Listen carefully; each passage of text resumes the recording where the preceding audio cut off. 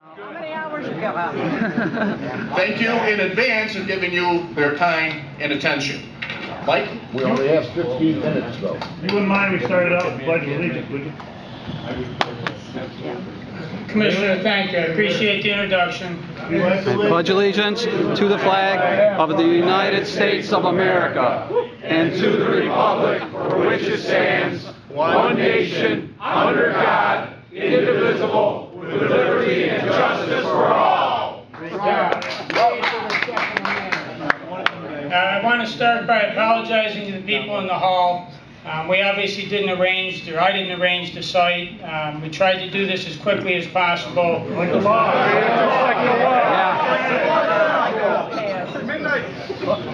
Again, I want to apologize to the people in the hall. We tried to get out here as quickly as possible, and we'll continue to do forums like this to try and get the word out and try and accommodate everybody who wants to attend. As the commissioner indicated, and I just want to reiterate, the purpose of this presentation today is not to debate this bill. The bill is passed, it is what it is, and I understand, as the commissioner said, that many people have strong feelings about this bill on many different sides. And again, we are not here to, nor are we going to debate the bill today. Our purpose in being here today is to try and educate people as to what the bill says and to try and answer questions about what that means for law-abiding gun owners and how people can comply with the statute. We know what it means. Now, with any legislation, there are questions, and this law is no different. We've heard from many gun owners wondering what's an assault weapon, wondering what licensed dealers have to do, wondering how private sales have to be conducted. And our purpose here today is to try and answer as many of those questions as possible. And we're simply trying to get information out about that bill. Where are we going to debate it? I know that the police officers should be arresting the traitors that signed it. The last thing I'm asking so that we can get through this is that if you have questions, save your questions to the end out of respect for everybody here so we can finish the presentation. And out of respect for you, I'll stay until the last question here is answered. The law is carefully tailored with the rights of hunters and sportsmen in mind. I don't think so. Many gun owners will not be affected by the New York SAFE Act, as most weapons are not considered assault weapons. Making sure guns are not in the hands of those with mental illness who pose a danger to themselves or others. How much money did they budget for mental health guys? If we have interruptions constantly, we're not going to get through this. I respectfully ask people, if you have questions, hold them to the... Now, owners of assault weapons have until April of 2014 to register those weapons. The registration is intended to be a quick, simple, and free process. Starting on April 15th, 2013, the registration will start. Listen up. We are going to allow the media to do their thing and ask some specific questions. I see Janine way in the back. Janine, point me in the right direction, please. What I want to do is if the press can just go set up right in the entrance to the library, Mike will meet you out there, and Steve, you're going to start answering questions. Right. So say, Janine, just, so you're going to the press. Excuse us, please make a hole. Right, no, you're going to have your presence. You're going to have your questions answered. We're going to try to do two things at once. Okay. Give the media a bullshit story so they can publish it, and then we'll smoke up our Hang on a second, everybody. This is where the story is. Hang on a second. Listen up. To accommodate you folks, we're going to...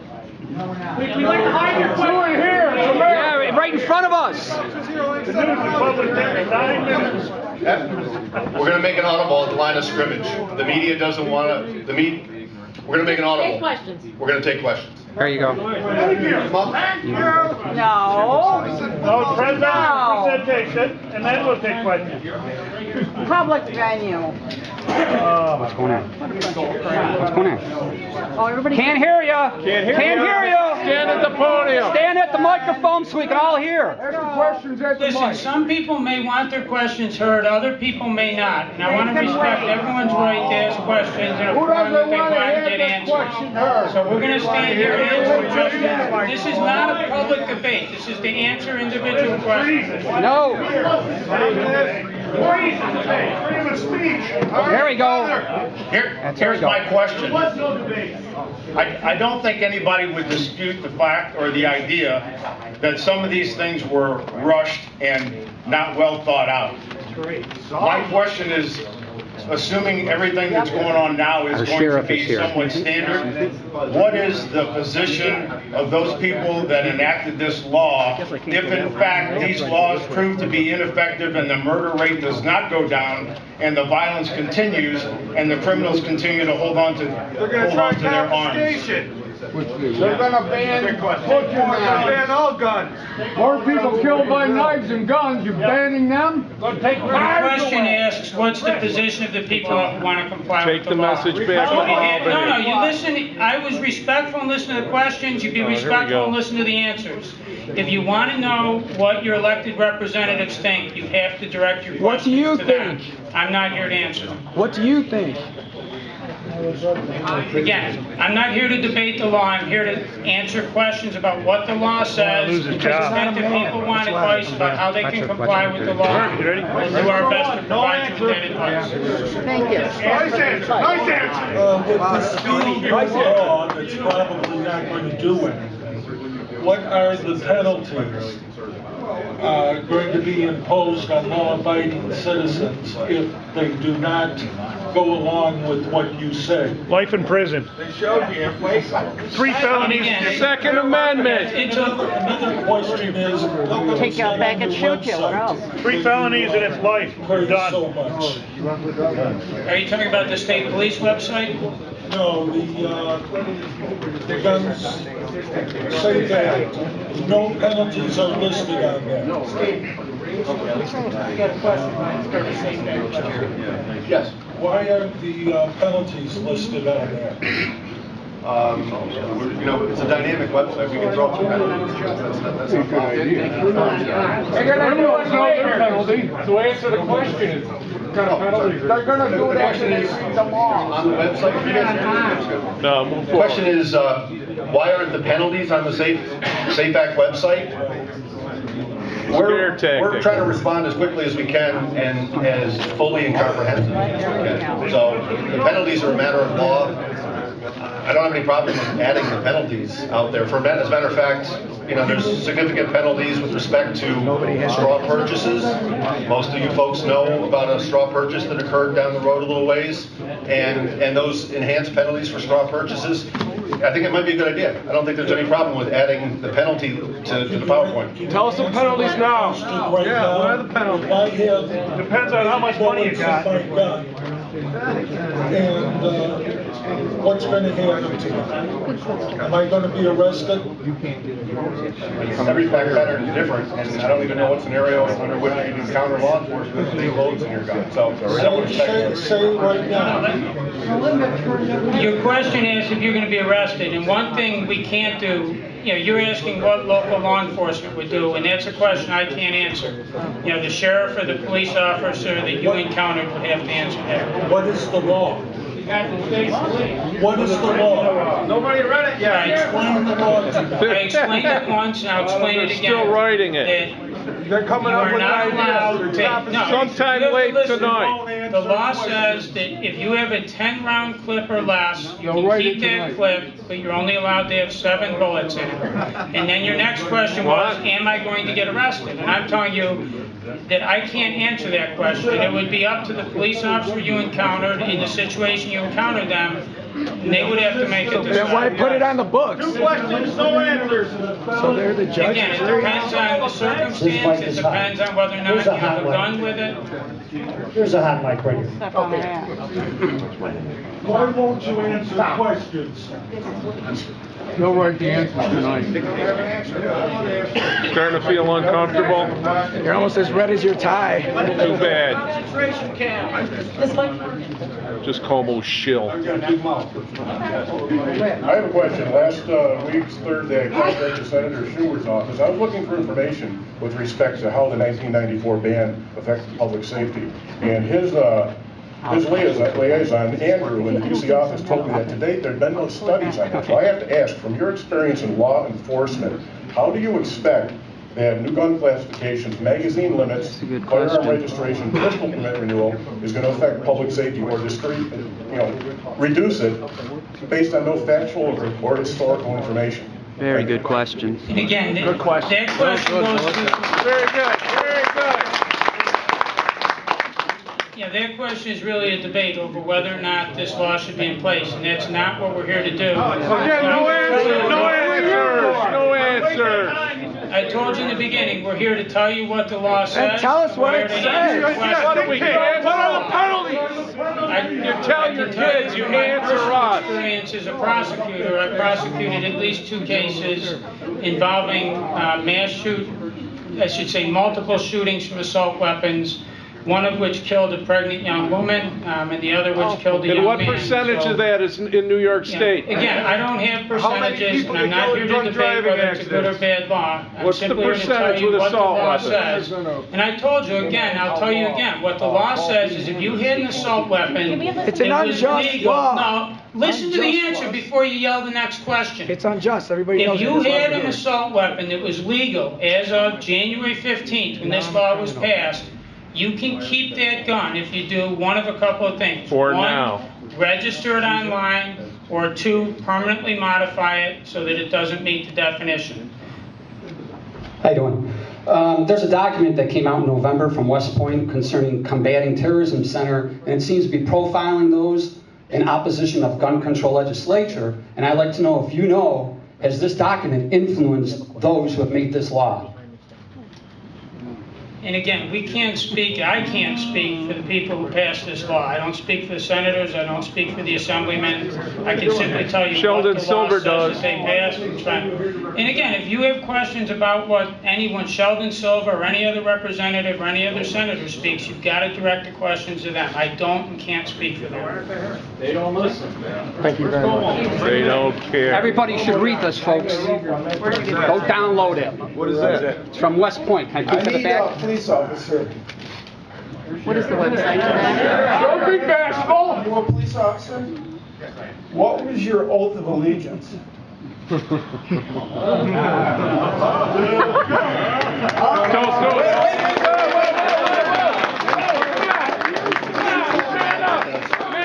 I took an oath to protect the people of the state of New York. Anything to the Constitution? About the Constitution of New York. Constitutional rights, God given.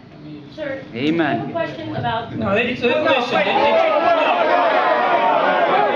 you give me a minute, I'll answer the question. He wasn't asking you. I'm answering the question. Him, not you. It's a fair question, and the answer is the courts will decide whether or not. That's the way this country is set up. If people feel that constitutional rights are infringed on, they have the right to go to court, and the court will decide whether or not this infringes on anybody's constitutional rights. My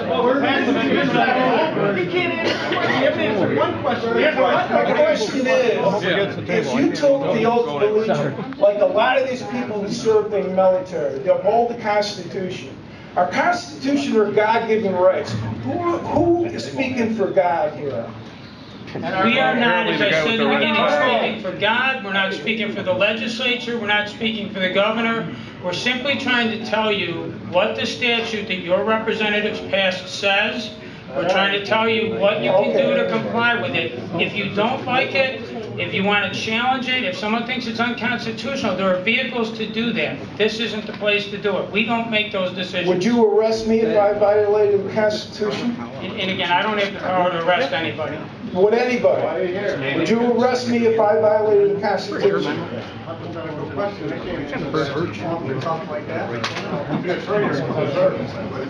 I don't think you're a traitor. You're between a rock and a hard spot. I see. Quit shuffling. He has another question. That's our sheriff. It affects all of us. It affects all of us. That's why we're here. Our sheriff is laughing. Which side is he on?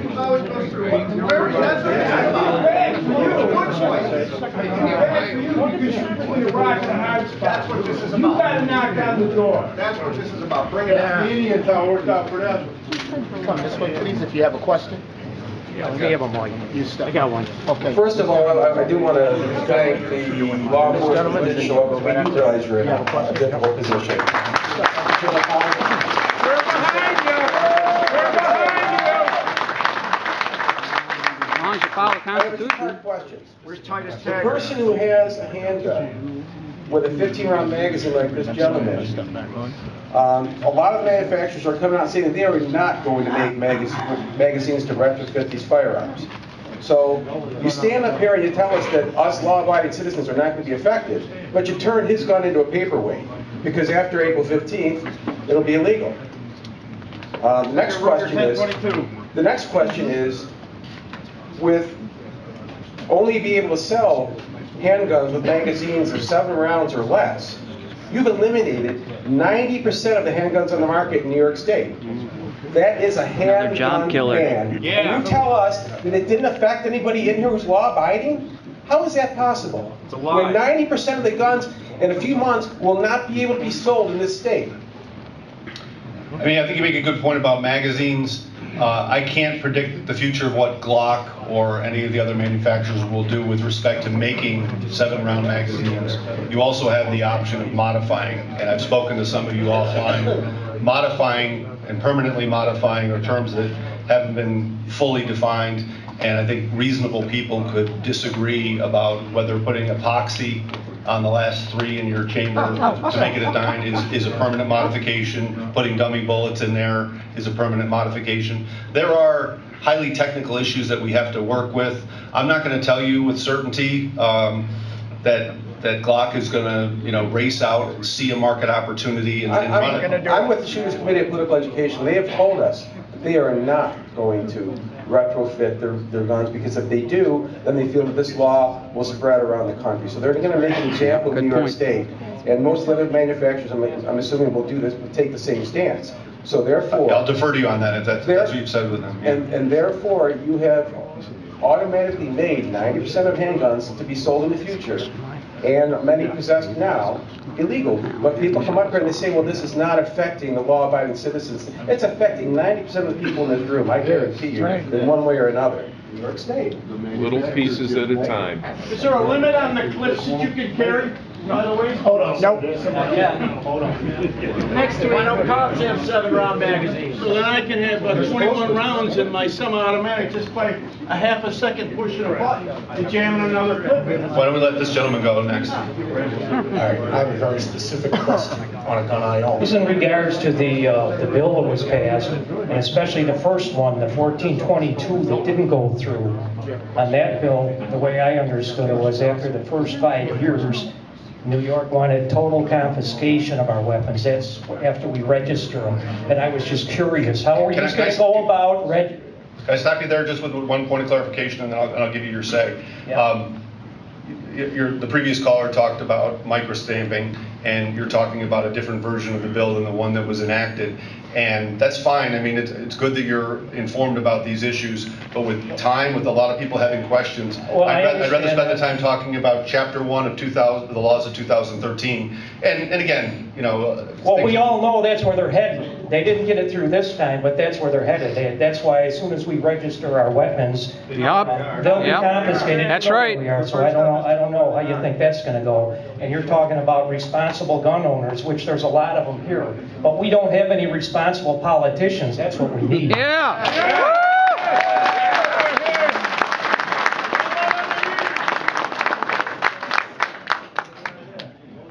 I've got a couple of handguns and some rifles. As it stands right now, I'm illegal. Who's going to pay to retrofit these? Is Andrew Cuomo or these guys that passed the bills going to pay for them, or do I have to pay for them? I know. I got the toilet paper.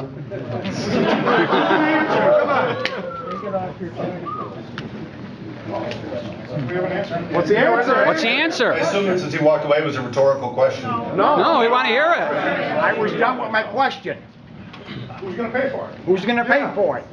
If you have an illegal weapon, or an illegal magazine, you've got to dispose of those things. Who's gonna pay Still no good answers. All right, first I want to make a quick statement about our representatives. They're not our representatives. They're New York State's representatives, and we all know that. If you could take a chainsaw and kick it out of the ocean, we'd all be happy. But anyways, it was never really answered. What is the penalty if you do not register it? Because I guarantee you there's a lot of people that aren't gonna, and then will one day have to face an officer that's gonna, one, have to stand up to it and say, yes, I'm gonna Enforce it. I'm gonna come and penalize you for an unjust law. Confiscate them. But what is the actual, what is the penalty? And written in law. Good question, but it's actually a couple questions rolled into one. It depends on the circumstances. It depends on, no, you can't wrong, because the bottom line is there's not one section. If you don't register, for example, an assault rifle, and you have a loaded assault rifle, and it's under circumstances where you intend to use it unlawfully against someone else, that could be a Class C felony. If you have an unloaded assault rifle, but that rifle is illegal, it could be a lesser crime. So it all depends on the specific circumstances of the case. And there are so many different variations that it's impossible to tell you. You know, it could be anywhere from a Class A misdemeanor through a Class C felony. It turns out that you've got a banned assault weapon. Then you're going to get a heads up that says, hey, you got a banned assault weapon, and you got to get that registered within 30 days.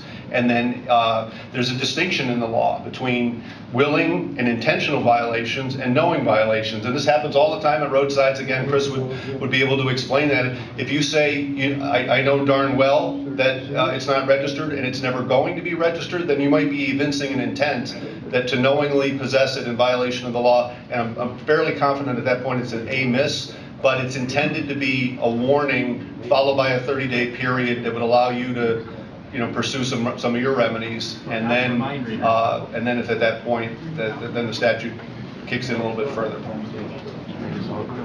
And if you don't, you're a criminal. Good job. I have a lot of respect for law enforcement, and I think almost everybody here does. And I'm going to direct this to Sheriff Howard if I could. Would you have your officers carry only 7 rounds? No. No. Okay.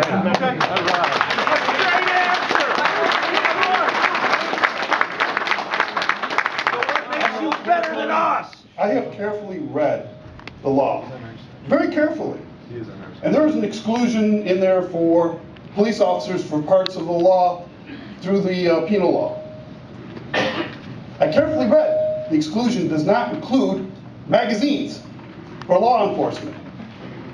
Carefully, so when this law completely goes into effect, officers are going to be restricted to 7 rounds. So you're saying that you want your officers to violate the law how it's written today. That question, I think, is also somewhat rhetorical, except to say, I think everyone in this room probably shares the same concern. What reasonable assurances do any of us have today, whether you're law-abiding citizens or your law enforcement, that the law won't change again tomorrow? I'm very hopeful that it does change. But the point is, comfortable to say the Second Amendment, and I don't think any of us are. And if this can happen, then how can we think that this won't be changed next year to bolt action like this? I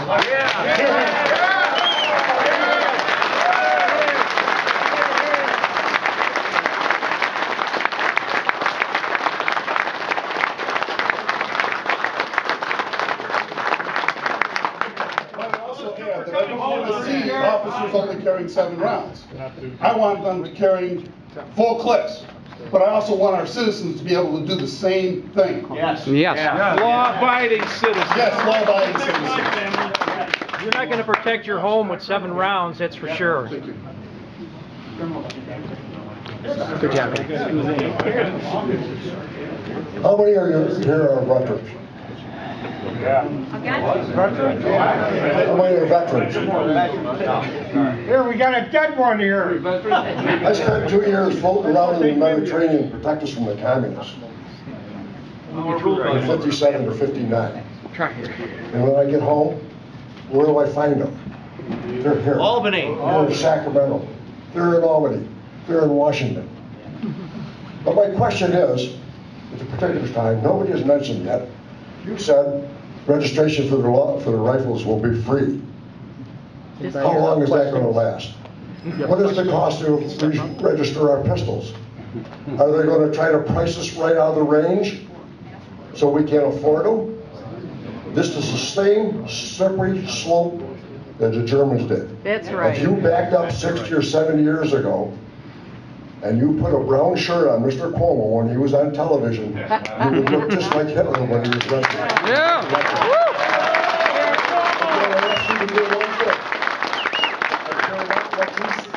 For the state of New York, I want you to uphold our Constitution as it is written. Thank you. Yeah.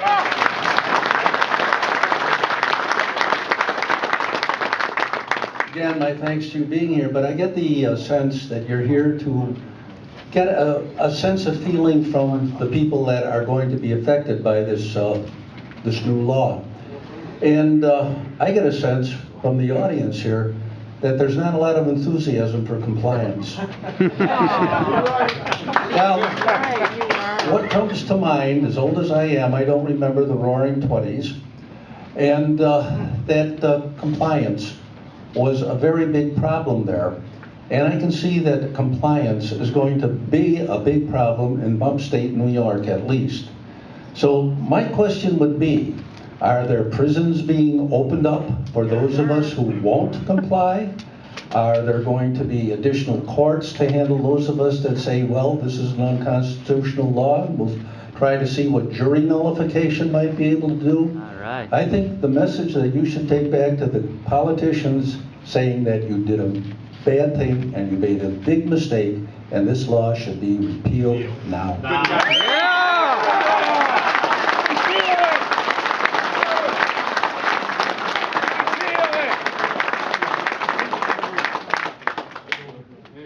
Good afternoon. I have a couple of questions about something that hasn't been discussed yet, legal questions about the State Police Ammunition Registry. Is this intended to create a de facto registration of all long guns and shotguns through the back door by the purchase of ammunition? Secondly, the ammunition requirements of the bill require that any loss or theft of ammunition be reported to the state police within 24 hours. If a deer hunter drops a 12-gauge slug in the snow in the Adirondacks and can't find it and doesn't report it, is he now a criminal in New York State? And the second question I have is Governor Cuomo and Mayor Bloomberg said that assault weapons are weapons of war and don't belong on the streets of America. If that's true, why do the police need them and who are the police at war with? Thank you.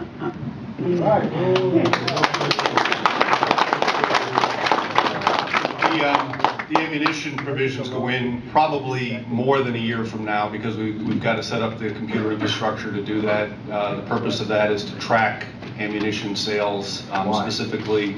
It's a need to track so that folks in Aurora, Colorado don't come up with 6,000 rounds of ammunition. Did you fire 6,000 rounds of ammunition in Aurora, Colorado? Had we known about the purchase and his qualifications, that might have been relevant. Have I? Have you ever carried 6,000 rounds of ammunition? I have not. You wouldn't be able to walk. Do you target shoot? What is the purpose of the ammunition registry? To ensure that ammunition sales are tracked and to ensure, or at least try to attempt to keep guns and ammunitions out of the hands of people that everyone in this room would agree shouldn't have those weapons or ammunitions in We their go hands. through 500 rounds on a weekend. This document I had says it's us. They know there's a civil war coming. Yeah, I don't really have a question, but I do want to follow up on a concept that was brought up earlier, and that's jury nullification. I'm pretty confident that many people in this room are not going to comply with the law. And we the people still have the power to declare this law unconstitutional. I'm pretty certain that if I was brought up on charges, which the police don't have to enforce, by the way, and sheriffs can instruct their deputies not to enforce the law, prosecutors can not bring you up on a charge, and also judges cannot hand down a sentence. So we, the people, still have the power. So I just want to remind everyone that as a juror, you can not only just decide the facts and findings of the case, but you can decide the legality of the law if you don't agree with it. And that's a well-founded principle, and our founding fathers talked about it. Thank you.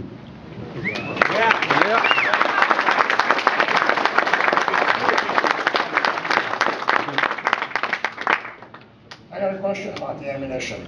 What is going to be considered excessive buying? How much quantity of ammunition? There's no Walmart has a provision with respect $3 to what limit is right excessive. now. That's not in the Well, they're statute. going to red flag people if they buy excessive amounts. What's the number? No, ammunition has to be registered. Why? We know. I'm a sporting clay shooter. Okay, I belong to the NSCA, NRA, SCI. I belong to all of my members. I shoot competition all over the country. I got a competition coming up in May. I got to shoot 600 rounds. Is that considered excessive? Again, the word excessive is not in the statute. If I implied that it was in the statute, it's not. So I can just buy what I want and nobody's going to say anything about it. I got to register every bullet that I buy. Send off an alarm bell in Albany. You're going to do a database. So now every time I go to Cannon Mountain and buy 1,000 rounds of shotgun shells, they got to enter me in the database? Yes. Yeah. Probable cause. The sale has to be, under this statute, the sale has to be logged and kept track of, yes. Who's paying for all that? Infringement of our rights. It's the police state. It is. Rights to privacy. Yes, it is. Thank you, and I appreciate you having this forum. And my question really is, there's a couple parts to it. I look around the room and I look at a bunch of fellow citizens, and a lot of us in here work for a living. We took up time today to be here. We take this very seriously. And my question is, when this is reported back to Albany, will you please make certain that we are all represented by you? There is a lot of angry people in Western New York. We are tired of upstate New York telling us how we should be living.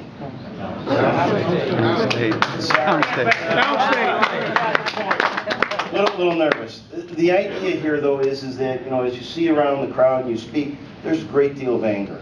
You're taking law-abiding citizens, people that have had their guns for years, people that have been following the laws, and now you're turning them into criminals.